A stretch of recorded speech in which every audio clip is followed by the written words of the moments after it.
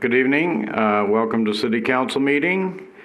I'll go ahead and call the meeting to order, and we will begin with the invocation from Pastor David Graham from Grace Community Church, followed by the Pledge of Allegiance. So please rise. All right, this is going to be exercise time. I've got a special prayer from St. Francis of Assisi. I want to pray it. It's short. It only sits here, so don't worry. All right, you ready? Let's pray. Lord, make me an instrument of your peace. Where there is hatred, let me sow charity. Where there is injury, pardon. Where there is error, truth.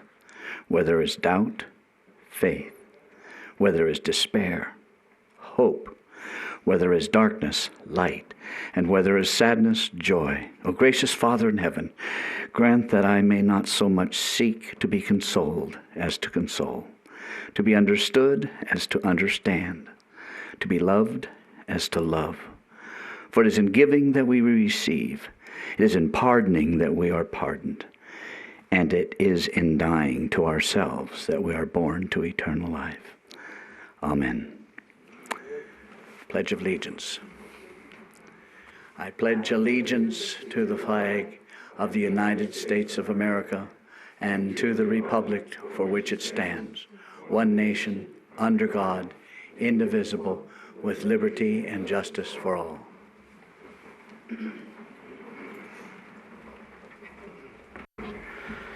Pastor Graham, thank you. It was short, but very, very well to the point. We'll now go to public announcements. Mr. Fan.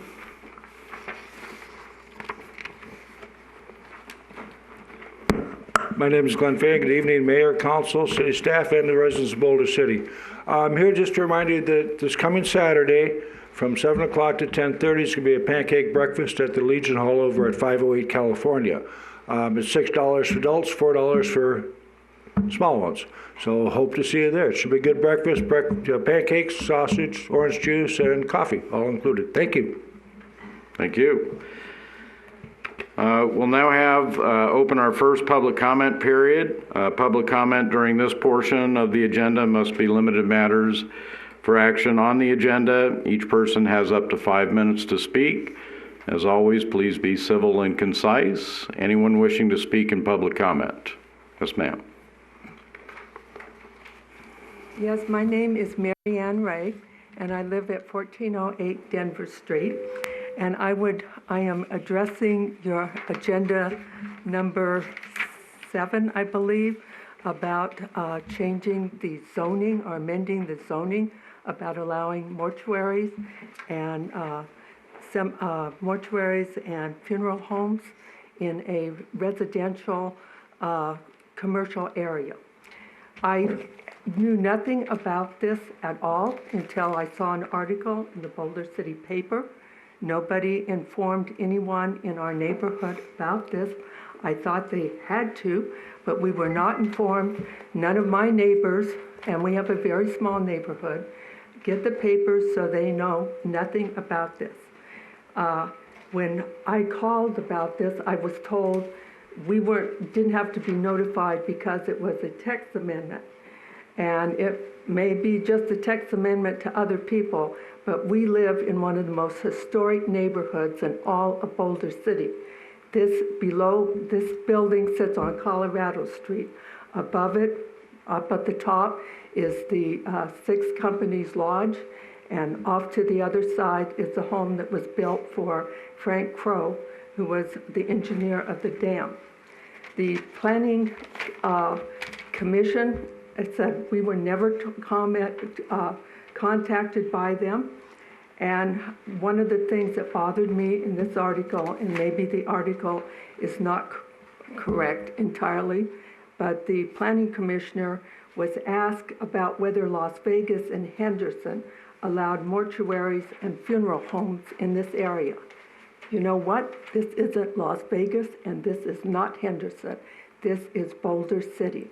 And I really, and my neighbors do not feel that this is appropriate here. The last time I was at the city council meeting, finally got the reflection park and the filtration plant changed to government park with the zoning. So I really hate to see the zoning on this changed and amended and have an opening for more commercial development here. Thank you very much. Thank you. Anyone else wishing to speak in public comment? Mrs. DeShane?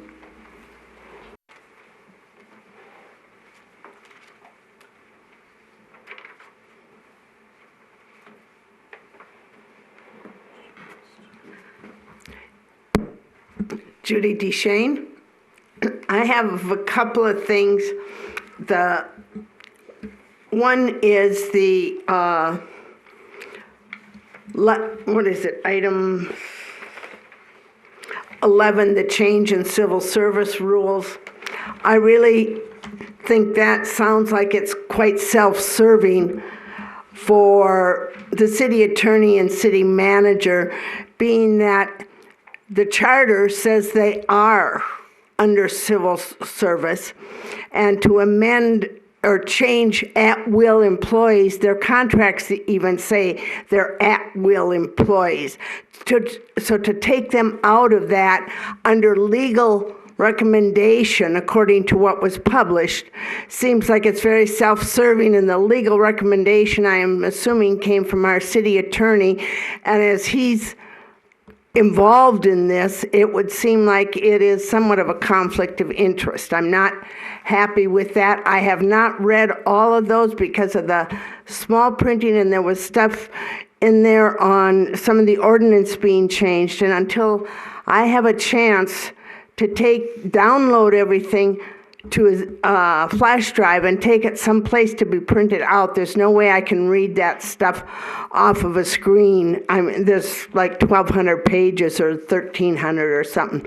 It's a lot to read off of a screen, so I would like you to hold off approving those until the public gets a chance to actually read what's in there and make our comments on it and get it straightened out, because I think publishing all this stuff in the small print and you're trying to read it all off of a screen, my eyes anyway get tired. I can't read the whole thing in one sitting, and a matter of 3 or 4 days I can't make it then either. I need to have it printed out so I can see it and actually read it and take my notes.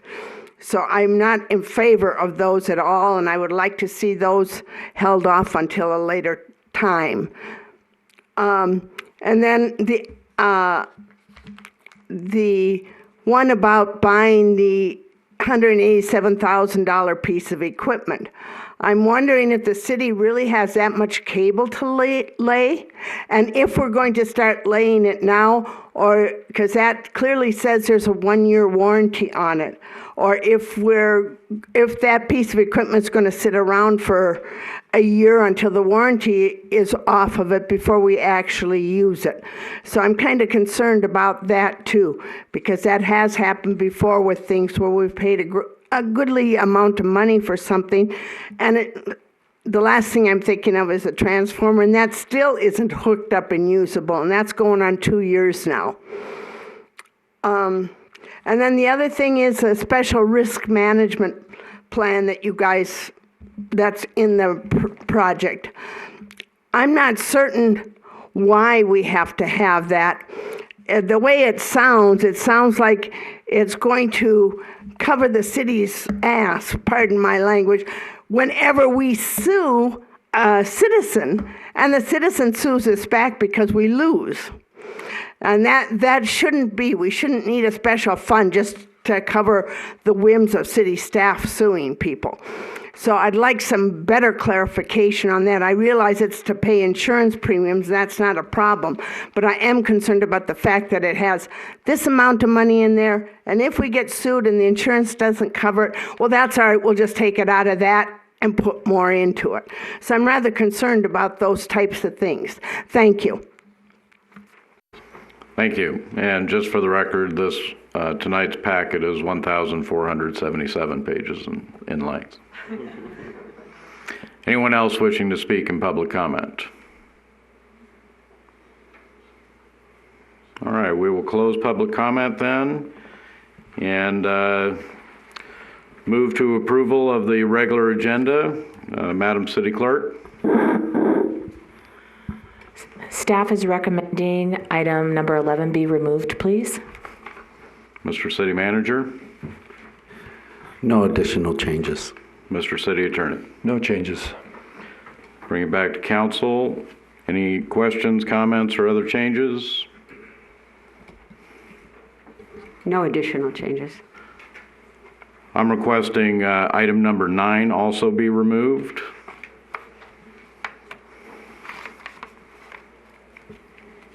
Any other changes? I'll make a motion then to approve the agenda with changes. I'll second. All in favor? Aye. Nay. Any opposed? Nay. Votes 4-1. Approval of the consent agenda. Madam City Clerk. Staff is requesting to remove item number 3. And then I wanted to note that there were some minor changes made to the February 25th minutes. It did not change the content. Councilmember Folda had pointed out that the roll call, I had Diane on there and really Angela was in attendance. And then there were some minor grammatical and spelling errors that were made. And then just in case you didn't get my email this afternoon, the February 11th minutes I sent to you. However, because they were provided so late, if you didn't have the chance to review, I'm happy to move those to the next meeting. Thank you. Mr. City Manager. No additional changes. Mr. City Attorney. No changes. Bring it back to council then. Any questions, comments, or other changes? I'd like to remove 1A. I hadn't had a chance to review it yet. Any other changes? All right, I'll move for approval of the consent agenda with changes. I move to approve. Is that a second? Yes. All in favor? Aye. Any opposed? All right.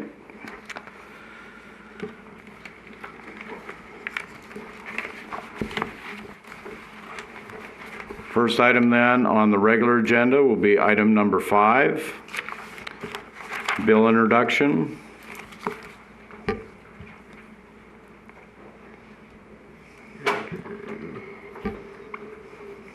Let me go ahead. I will introduce. It's just an introduction. There's no report.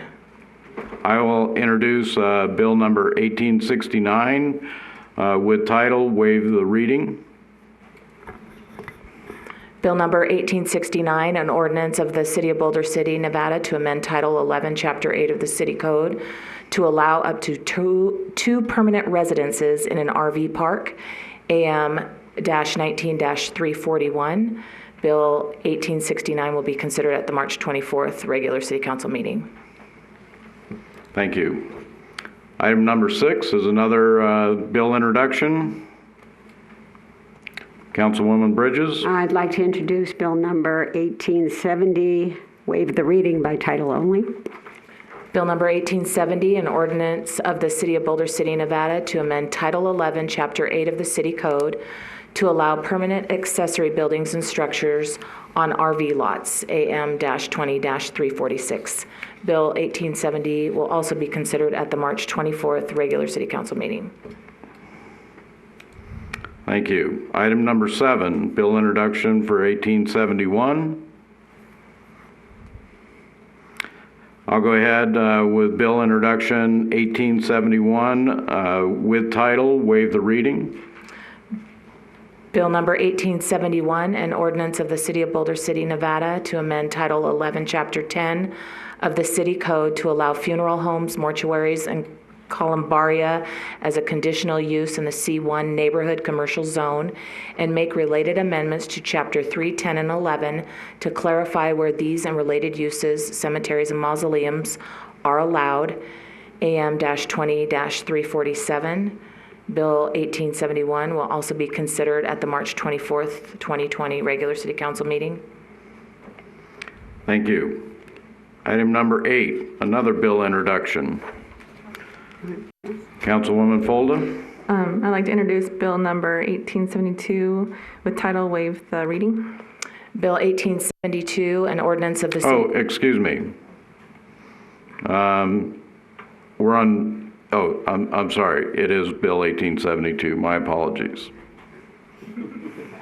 Bill 1872, an ordinance of the City of Boulder City, amending Title I, Chapter 9, Financial Administration, by amending Section 1-9-8 to create a governmental internal service risk management fund, is authorized under Nevada Revised Statute 354.6215, and amending Sections 1-94B, 1-94C, 1-94D, and 1-9-6 funding sources.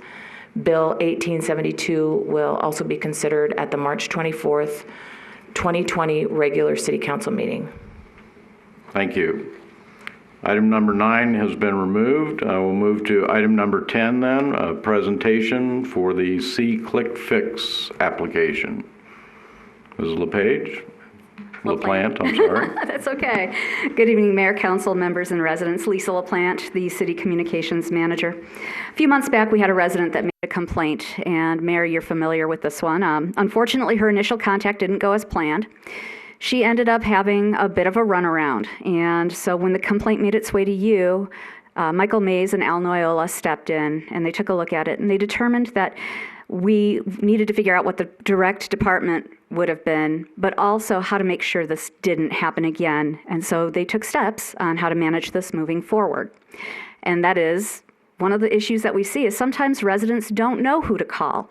They may have a maintenance concern, it might be private property, so we see kinks in the lines. No one knows where to call, who's going to resolve it, and sometimes even staff falls short on who it is that would respond to it. We're hoping that this new system will take some of the issues away from that. Last week, Boulder City staff started using C-Click Fix. It is a reporting tool that allows people to either go online or use their app on their phone to provide staff with pictures, locations, videos, and specific descriptions of issues that they see, and also how we can make sure that it gets done properly, gets fixed properly and efficiently. The C-Click Fix provides a dashboard. So city officials have a centralized issue management system to manage issues from the creation to resolution. Bryce Bolt and Ben Jurek in Administrative Services found this platform after Mayor McManus suggested we find a dashboard so residents know when their complaint is fixed. And now people can actually get online to see that. Let's take a look at what we've got here. This is actually one of the platforms. This is from City of Mesquite's website. They've had it up and running for a while now. They love it out there. 49% of our visitors go to our website from a desktop computer. They will see something very similar to what you see here in that they can go online to C-Click Fix, put in a location, mark it on a map, and start filling out a form. You can also see if there's other complaints in the vicinity so that you know if this has already been reported. And you can make a second report, or you can just continue to watch that first report. You can report the information through a customer account, or you can do it anonymously if you prefer. This is actually, it's been in use in the city of Mesquite for about 9 or 10 months now, and they said that it's really, it's revolutionized the way constituents can see the information, but also make sure that staff is holding their feet to the fire to make sure things are getting fixed. There is also an app, and people can download the app. About 44% of the visitors to bcnv.org in the past year visited either smartphone or from a tablet. So residents can actually download the app if they want to do the reporting system on the go. Councilwoman Bridges, I think you actually mentioned that you saw something that you wish you had been able to report it like that. This will actually give you that opportunity. Now, there had been some concerns about data mining. This is an app. It does take some information, and when you do create an account, you will be consenting to collection, storage, disclosure of information. That is something that does come with any app that you download. You will have to provide a display name, password, the preferred language, digital images, time zones, etc. This information could be used to personally identify a person. SeeClickFix does say that they don't share any email addresses or other information with the public. Now, not everybody wants to get online. Not everybody wants to download an app. We'll still be getting a lot of phone calls. So we've still got our City Hall phone numbers available if people want to register a property complaint, sidewalk issue, lighting issue, etc. Several staff members are capable of filling out these complaints for residents. It's a very intuitive process, and so even if somebody hasn't used SeeClickFix before, they can walk their way through it. And on our website, there is actually some direction given so that people can see how to do it from beginning to end. After the complaint is logged, it goes to an assignment phase. This is where a member of staff will start taking a look at the issue and start working on a resolution. Also, the person who has forwarded the complaint will receive a notification that that complaint has been forwarded. Let's say it's to Public Works. They'll receive notification that it's been passed to Public Works. The solution, again, allows you to see other complaints. So let's say you saw a light on Sunday, but you decided to report it on Thursday. You might see that it's already been fixed, thereby eliminating the need for secondary reports. Once a complaint is resolved, the complainant will be notified, and that will be done either through a text or through an email, depending on what their preference is in being contacted. And then finally, the reporting system helps us find problem areas before they become really bad problem areas. A perfect example would be vandalism. We see incidents with vandalism, and sometimes, let's say, residents see it happen on a Saturday night and they report it, and then the next week the same neighborhood has the same vandalism. So an individual reports it at that time. This will give us an idea of, okay, let's take a look at this. We've had this same vandalism Saturday nights 3 weeks in a row. This gives us an opportunity to say, let's get a little extra police presence to that neighborhood to make sure it doesn't happen again. This is going to be a great tool in also making sure that residents themselves are aware and can be a little more vigilant as necessary. Obviously, we have been really excited to roll this out. This is something that we've been taking a look at for a while. We will be issuing a news release tomorrow.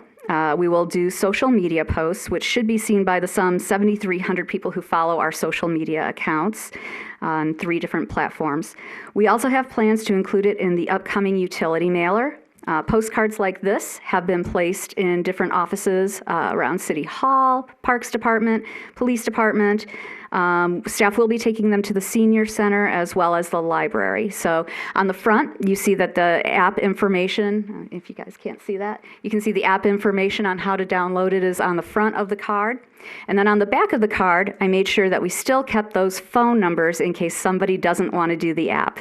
So the phone numbers are still on there, and residents can be either directed to our website or they can go ahead and download that app.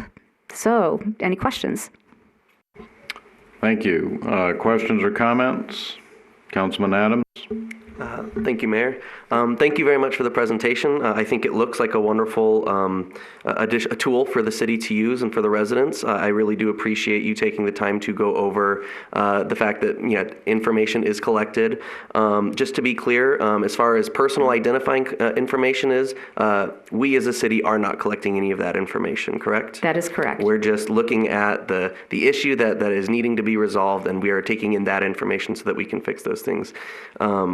So, just like anything, and I believe when I was looking into this, there are different privacy options as well for those who do have additional concerns about their information and everything that you can use on this application as well. So if you do have concerns, there are some others, but as always, I always recommend if you have privacy concerns to always make sure you read those EULAs, but I do think this will be a good tool for the city. And if anybody does have questions about those privacy issues, I do have links to the website's privacy terms so that people can read them themselves. I know it's a lot to read, talk about small print, but yeah, there are different links out there that we can get that information out there. Thank you. Mm-hmm. Thank you. Councilwoman Folda? Thank you, Mayor. I just have a couple of questions. So you said online, if you went on a desktop, you wouldn't have to create an account, but if you use the app than you do. Is that correct? In order to use the app, you do have to create an account. You can create an account on the desktop, but you don't have But it's to. optional? Yeah. Okay. And then, so how can you follow an incident? So say I reported something, a broken sprinkler head or something like that. Would I get notification that it was fixed or it was assigned, or how is that? Is Yes there any and kind of yes. tracking after that? Yes and yes. And if you did it anonymously, they still can. If you have an account but you wanted to remain anonymous, you can still request notification so that you know that it's been done. But when the Public Works staff go out there and get done with that, it will get updated in their system, which will update the resident who made the complaint. Okay. So does this work with the current systems that staff is able to use?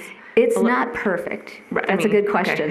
Yeah, no, that's a good question. There are actually a couple of other systems that we're looking at as possible upgrades to the current system. So there is still a little bit of a double work involved in this, but we are taking a look at a system that speaks to it a lot better. Okay. And so it's a system that we were interested in before we even took a look at SeeClickFix, so it all kind of works out pretty well. Okay. And then say that sprinkler head got fixed. How long does that stay in the system? Say if someone else saw it and then they, if they reported it, would they see that it was fixed, and for how long? That's a good question, and I thought I'd looked it up, but I forgot. Egan? It'll stay in our system indefinitely. It'll just be closed, and there's a way to filter through all of the incidents that are in there, whether it be open. It starts out as open, then it's acknowledged, meaning that we have assigned it to somebody, and then there might be a step between closed. I can't remember, but even when it is closed, it still stays in that system.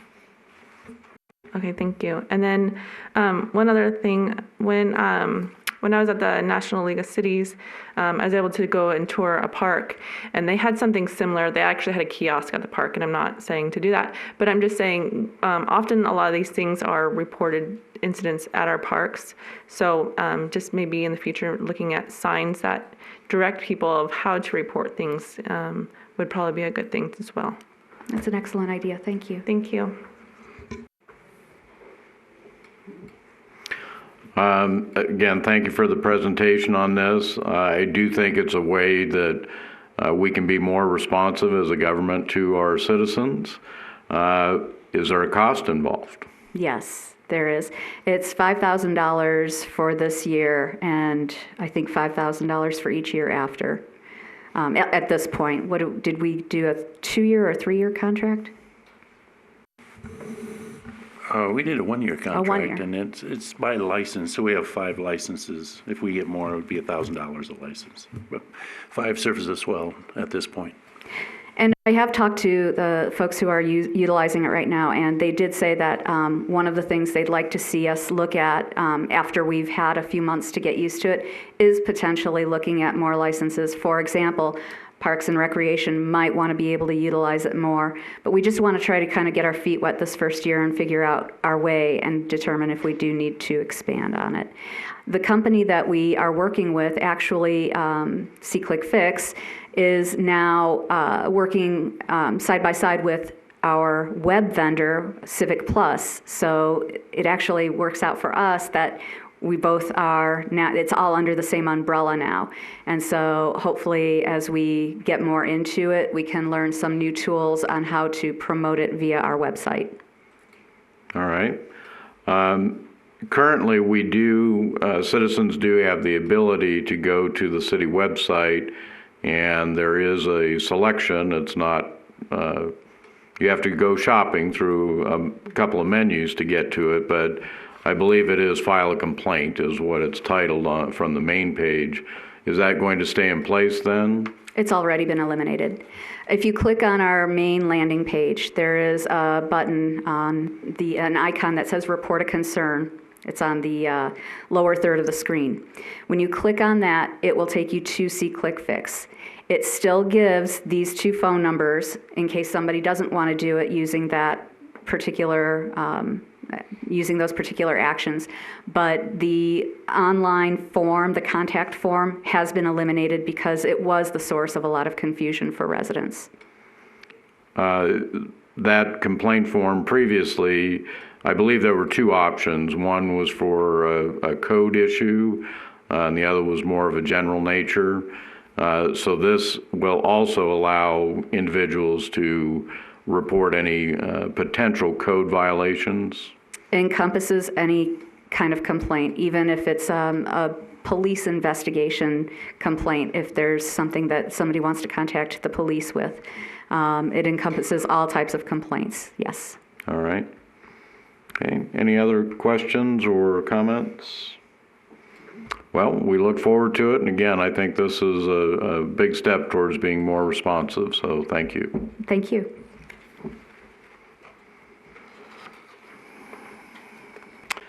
Okay, item number 11 has been removed. That will bring us to item number 12, our final public comment period. Anyone wishing to speak in public comment, at this time you can speak on any issue. And again, we have a limit of 5 minutes. Ms. DeShane?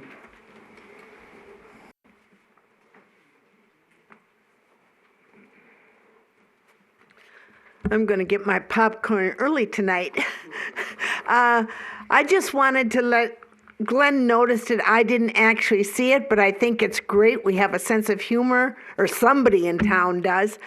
The statue with the guy with the shovel and the toilet paper rolls on it, someone put a mask on him. And I think it's kind of clever, being that they're saying there's this toilet paper shortage or whatever the hell, but I thought it was rather clever to put the mask on the guy toting the toilet paper around town.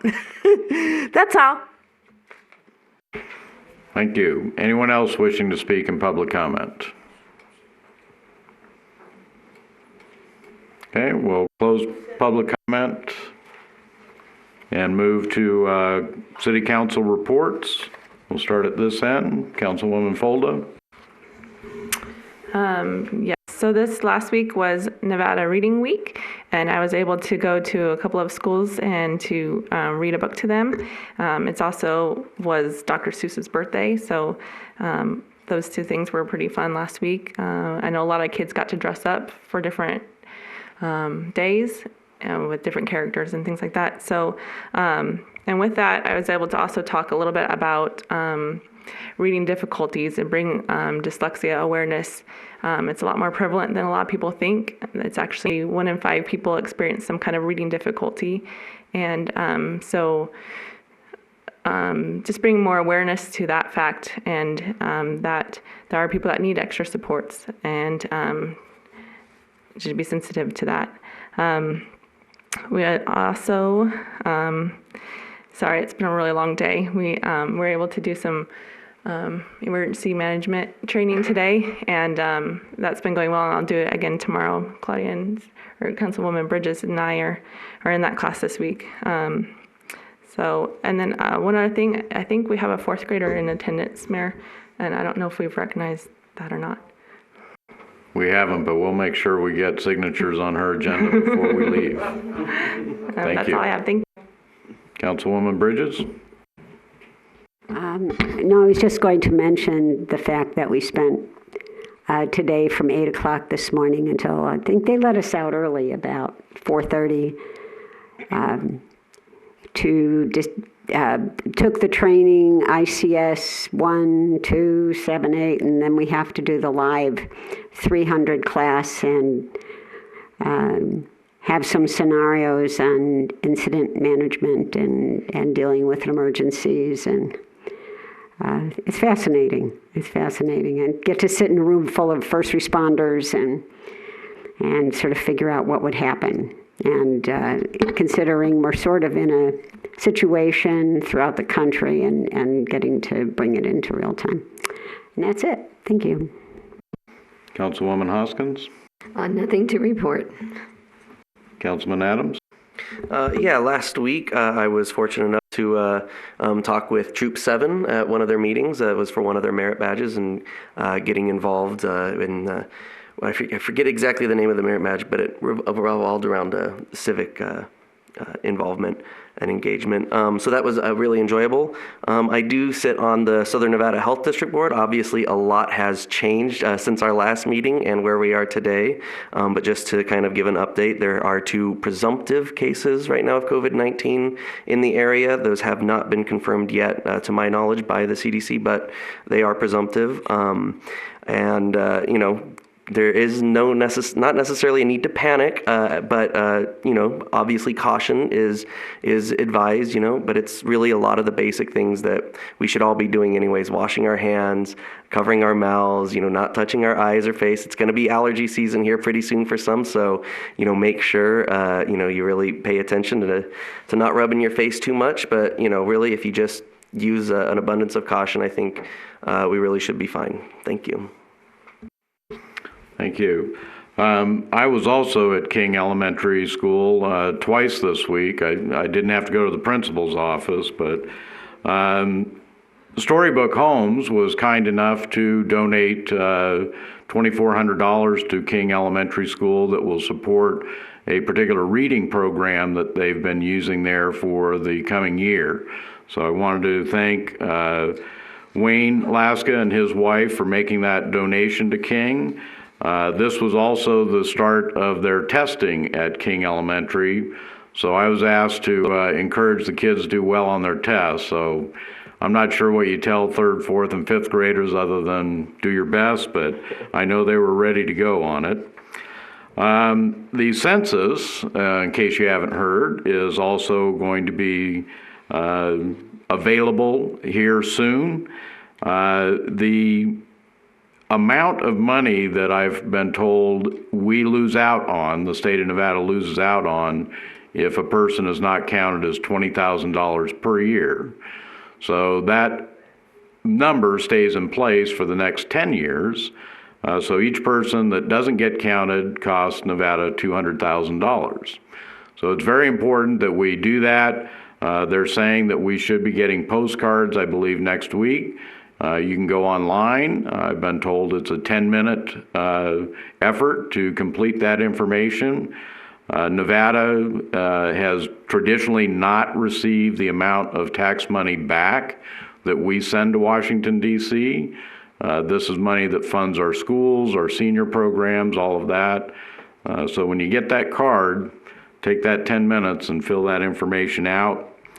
I'd also like to mention the COVID virus that seems to be a topic of conversation. I was at a Las Vegas Convention and Visitors Authority meeting this morning. That's a concern.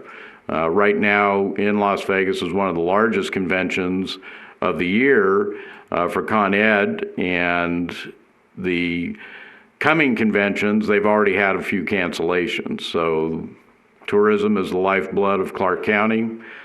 This could have an impact on us. I know that Councilman Adams, City Manager Al Noyola, and Fire Chief Gray, we met and talked about some potential actions that we might have. Again, it's always difficult to say, well, we're in good shape, but the chief has clearly gone through a checklist of his. I know that the city manager has done the same.